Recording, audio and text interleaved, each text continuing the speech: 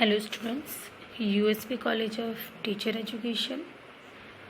Subject है हमारा social studies, जिसमें आज हम पढ़ेंगे unit first, nature of discipline of social science subject, यानी सामाजिक विज्ञान विषय में अनुशासनात्मक प्रकृति के बारे में आज हम अध्ययन करेंगे। इस सामाजिक अध्ययन की अनुशासनात्मक पद्धति में आज हम जो टॉपिक पढ़ने वाले हैं वो हमारा जो टॉपिक है राष्ट्रीय पाठ्यक्रम संरचना 2005। राष्ट्रीय पाठ्यक्रम संरचना 2005 में आज हम जो अध्ययन करेंगे पाठ्यक्रम निर्माण संबंधी अध्ययन करेंगे, जिसमें पाठ्यक्रम की आवश्यकता क्यों महसूस की जाती है, पाठ्यक्रम की क्या क्या विशेषताएं हैं, ये सारी चीज़ें हम राष्ट्रीय पाठ्यक्रम संरचना 2005 में पढ़ेंगे। यानी जो पाठ्यक्रम का निर्माण हुआ था वो कब से स्टार्ट हुआ था, इसकी भूमिका के बारे में भी पढ़ेंगे। तो हम आगे देखते हैं इसमें राष्ट्रीय पाठ्यक्रम संरचना 2005।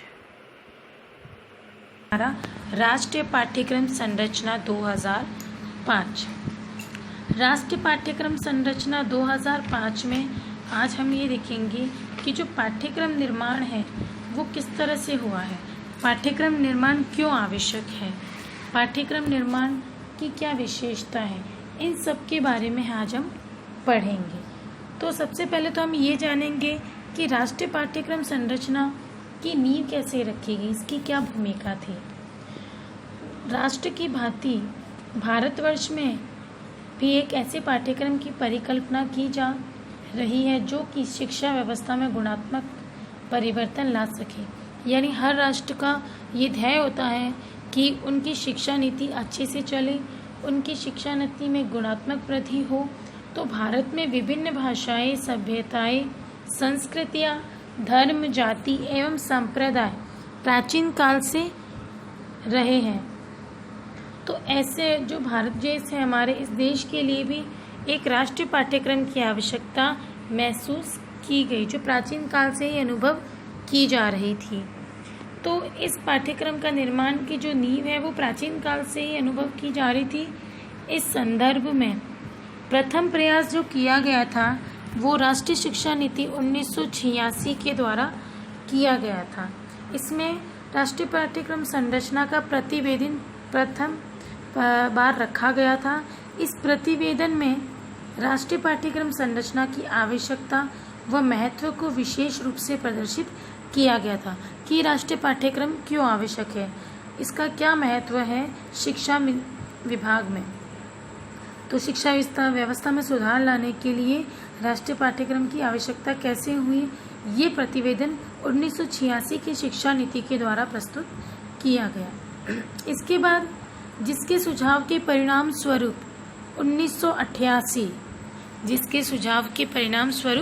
1988 में राष्ट्रीय पाठ्यक्रम संरचना प्रस्तुत की गई, जिसमें विद्यालयों के पाठ्यक्रम की चर्चा विशेष रूप से की गई। राष्ट्रीय पाठ्यक्रम जो है उसकी चर्चा 1988 में की गई। उसके बाद शैक्षिक अनुसंधान, राष्ट्रीय शैक्षिक अनुसंधान एवं प्रशिक्षण परिषद यानी एनसीईआरटी के प्रयासों से राष्ट्रीय पाठ्यक्रम संरचना का परिमार्जन गुणात्मक स्वरूप प्रस्तुत किया गया, जो सन 2000 में प्रस्तुत किया गया। इस प्रकार राष्ट्रीय पाठ्यक्रम संरचना इसे नाम दिया गया। शिक्षा व्यवस्था में जो नई क्रांति आई एनसीईआरटी के द्वारा, उसे राष्ट्रीय पाठ्यक्रम संरचना नाम 2000 में दिया गया।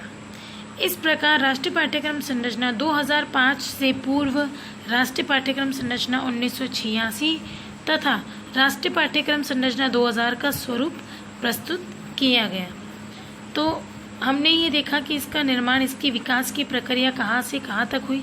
समाज के विकास की प्रक्रिया के अनुरूप ही राष्ट्रीय पाठ्यक्रम की विकास की प्रक्रिया रही। राष्ट्रीय पाठ्यक्रम संरचना इसकी अवधारणा में सबसे पहले 1986 में इसका प्रतिवेदन प्रस्तुत किया गया। 1986 के प्रतिवेदन के सुझाव पर ही 1988 में राष्ट्रीय पाठ्यक्रम संरचना पूर्ण रूप से प्रस्तुत की गई, जिसका गुणात्मक विकास कब हुआ?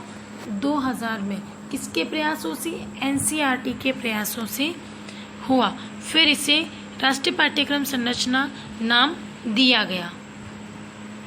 उसके बाद हम देखेंगे कि इस जो राष्ट्रीय पाठ्यक्रम संरचना 2005 है, इसकी कुछ विशेषता है। इसको क्या विशेषता है, इसके कुछ पॉइंट है, हम देखेंगे एक के बाद एक। जैसे बोझ के बिना सीखने की प्रक्रिया। राष्ट्रीय पाठ्यक्रम संरचना 2005 एनसीईआरटी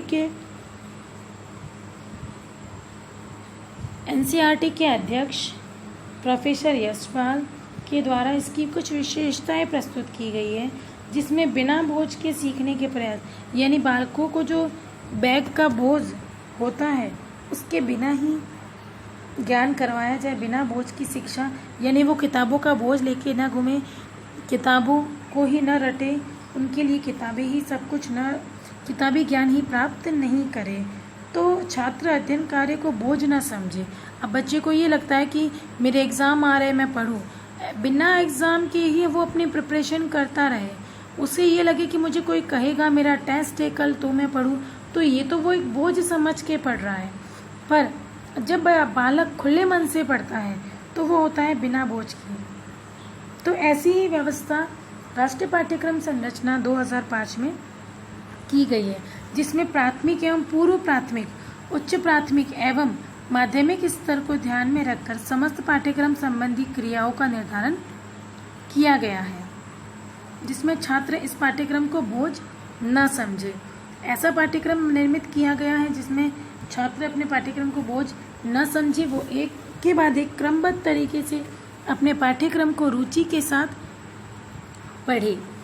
अगला है भाषाई शिक्षा का समावेश, यानी जो राष्ट्रीय पाठ्यक्रम संरचना है उसमें शिक्षा की दृष्टि से सभी भाषाओं का ध्यान रखा जाए।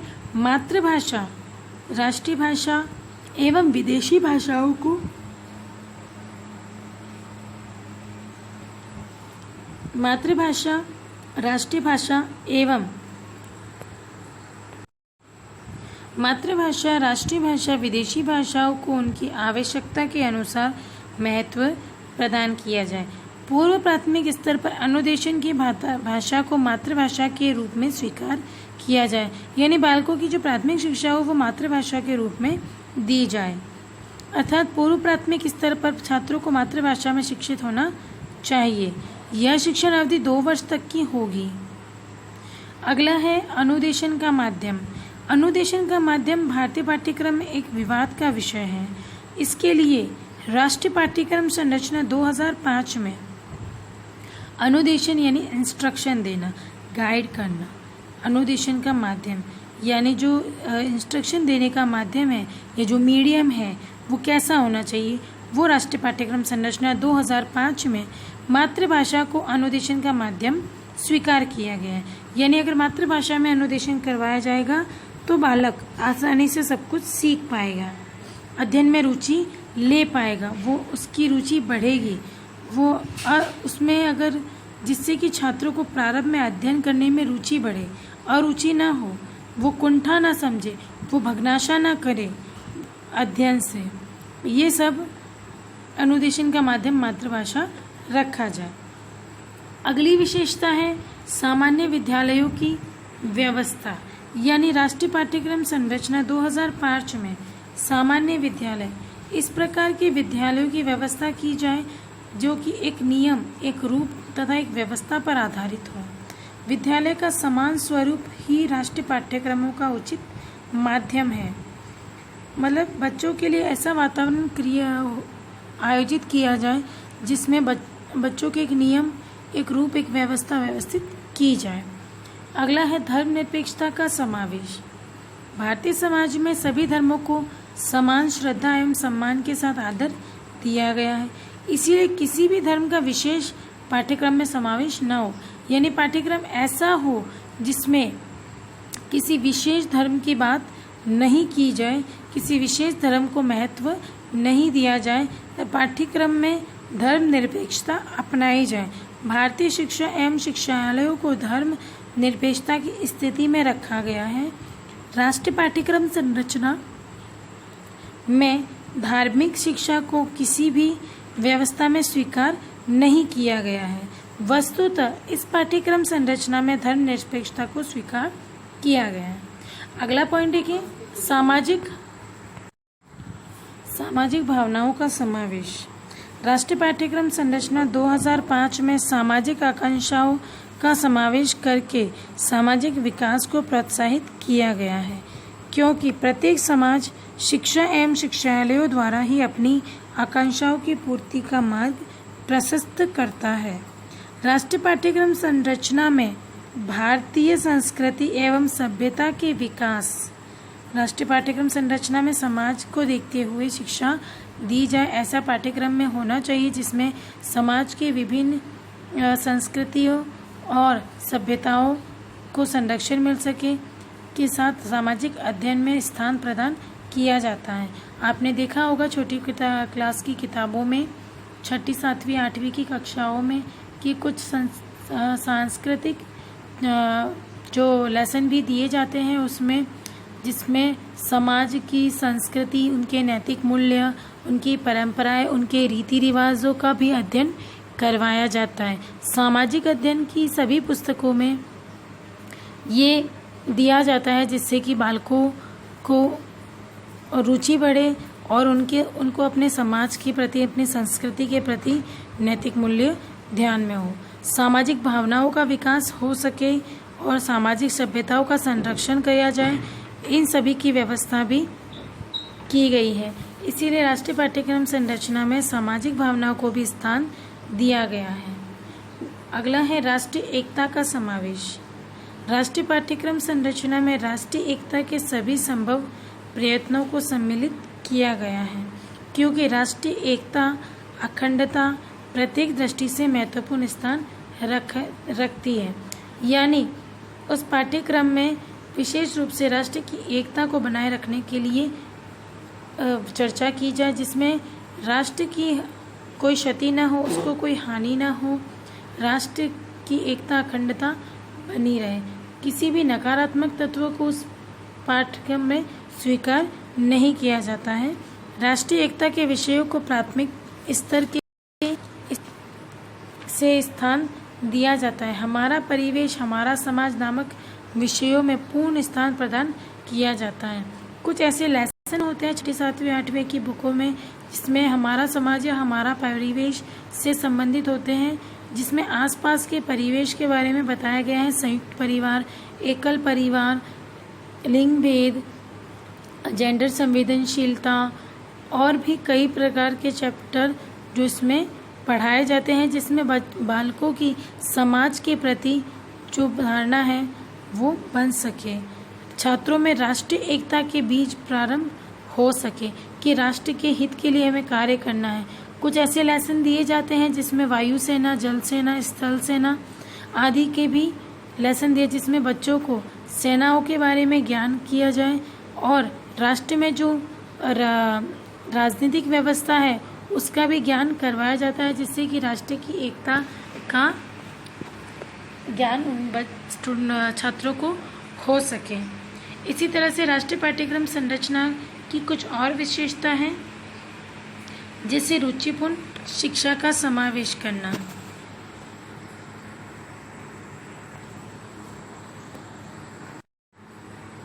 जैसा कि अभी हमने देखा राष्ट्रीय पाठ्यक्रम संरचना के बारे में, तो इसमें आपको अब तक की जो विशेषताएं बताई गई हैं, बोझ के बिना शिक्षा, यानी जो पढ़ाई की जाए, बच्चों को करवाई जाए, वो बोझ के बिना हो। बालक शिक्षा को बोझ न समझे, बिना बोझ के वो शिक्षा ग्रहण करे। अगर वो बोझ समझकर शिक्षा ग्रहण करेंगे तो उनका निरंतर विकास नहीं हो पाएगा, वो स्वयं आत्मनिर्भर नहीं बन पाएंगे। भाषाई शिक्षा का समावेश, यानी बालकों को सभी भाषाओं में ज्ञान दिया जाए, जिससे उनको मातृभाषा, विदेशी भाषा और राष्ट्रीय भाषा का ज्ञान हो सके। अनुदेशन का माध्यम, यानी जो अनुदेशन का माध्यम है, प्राथमिक स्तर पर बालकों का जो अनुदेशन करवाया जाए, इनको जो इंस्ट्रक्शन दिए जाए वो मातृभाषा में दिए जाए, जिससे कि बालकों को आसानी से समझ में आ सके और वो अपना अध्ययन कार्य कर सके। सामान्य विद्यालयों की व्यवस्था, यानी घर के आस पड़ोस में ही बच्चों को की सामान्य विद्यालयों की व्यवस्था की जानी चाहिए, जिससे प्रारंभिक बच्चा 5 साल तक अपनी शिक्षा आसपास में ही ग्रहण कर सके, उसके घर से ज़्यादा दूर न हो। धर्मनिरपेक्षता का समावेश, यानी किसी भी व्यक्तिगत धर्म की बातें पाठ्यक्रम में नहीं की जाए। पाठ्यक्रम में धर्मनिरपेक्षता को रखा जाए, जिससे कि किसी भी धर्म संबंधी पाठ किताबों में नहीं होना चाहिए, जिससे कि बालक को अपने धर्म संबंधी ज्ञान दिया जाए। क्योंकि राष्ट्र के लिए प्रत्येक धर्म समान है, धर्मनिरपेक्ष राष्ट्र है, इसीलिए राष्ट्रीय पाठ्यक्रम संरचना में भी धार्मिक शिक्षा नहीं दी जाएगी। सामाजिक भावनाओं का विकास, यानी बालकों में कुछ सामाजिक भावनाओं का विकास हो सके, इसीलिए भी उन्हें सामाजिक तत्वों से जुड़े रहने की राष्ट्रीय पाठ्यक्रम संरचना में सामाजिक सभ्यता और संस्कृति का भी ज्ञान संरक्षण दिया गया है। राष्ट्रीय एकता, इसका भी ज्ञान दिया गया है। तो अभी के लिए इतना काफ़ी है। नेक्स्ट वीडियो में मैं इनकी आगे की विशेषता और बताऊंगी। Thank you, stay safe.